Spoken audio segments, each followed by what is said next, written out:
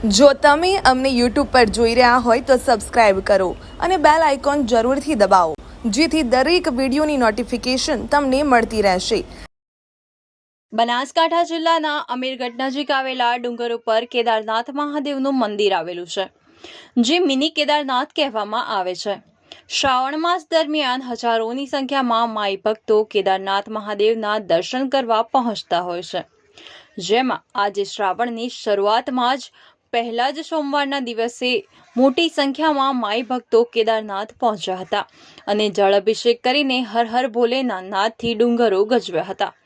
અરવલ્લી ગિરિમાળાઓમાં આવેલ જયરાજ પર્વત પર કેદારનાથ મહાદેવનું મંદિર આવેલું છે, જે પાલનપુરથી 35 કિલોમીટરની અને ઇકબાલગઢથી 8 કિલોમીટર આવેલું કેદારનાથનું મહાદેવનું મંદિર ચોમાસા દરમિયાન પ્રકૃતિ સોળે ખીલેલું જોવા મળતું હોય છે।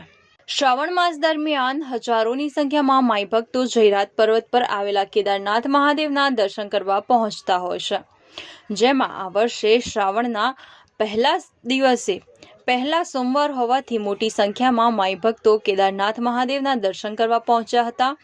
તો તમામ માઈ ભક્તોએ સ્નાન કરીને મંદિરમાં બિરાજમાન મહાદેવ પર બીલીપત્ર ચડાવીને જળાભિષેક કર્યો હતો અને હર હર ભોલેના નાથથી જયરાજ પર્વતને ગુંજ્યો હતો।